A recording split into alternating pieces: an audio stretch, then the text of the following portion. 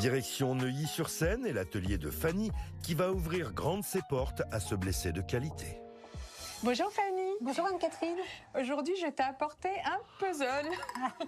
C'est un joli complet en grès allemand, mais malheureusement, quand il est arrivé chez moi, à force de le manipuler, eh bien, toutes ces réparations qui avaient été mal faites, en fait, ont cédé.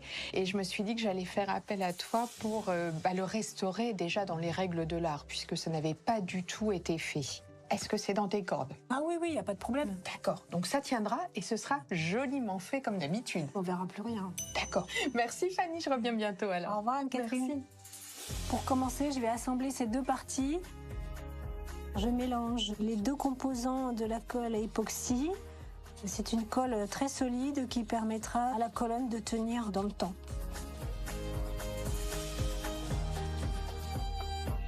Il ne faut pas en mettre trop parce que sinon ça va déborder quand je vais assembler l'autre partie.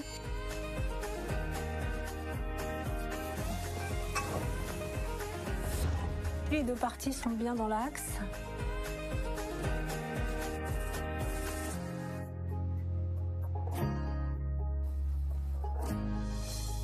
Je prends un adhésif pour faire tenir le morceau que je viens de coller. Je vais attendre que ça sèche pendant au moins une douzaine d'heures et après on pourra passer à la suite. La colle a bien séché. Je vais procéder au bouchage. Là, il y a un gros manque, donc je vais faire une empreinte de moulage. C'est une pâte de moulage à deux composants. C'est les mêmes produits que pour les empreintes dentaires. Je mélange bien les deux composants. Et une fois que la pâte est bien homogène, je vais l'appliquer sur la partie qui n'est pas cassée. Alors je laisse sécher 5 minutes environ et après je vais poser le mastic. Donc l'empreinte va me servir à mettre du mastic polyester. Je mélange avec un durcisseur.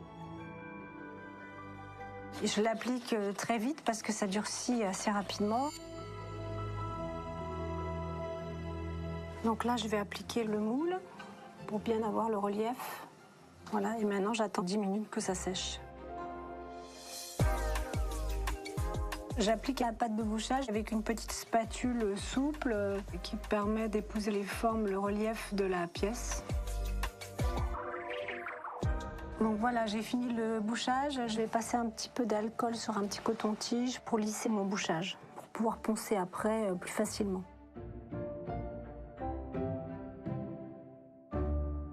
Le bouchage est bien sec, donc je vais pouvoir poncer avec un papier abrasif assez épais, 150, pour bien dégrossir le bouchage.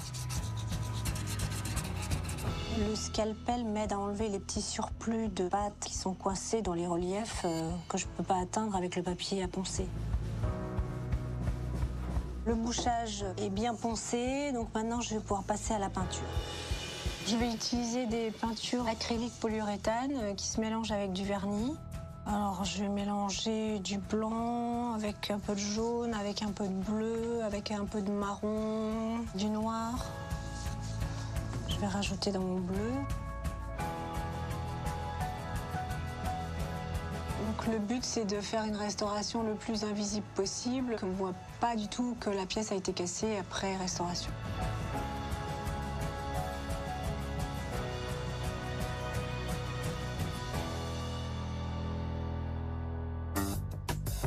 La peinture est assez brillante, donc ça va faire office de vernis en même temps.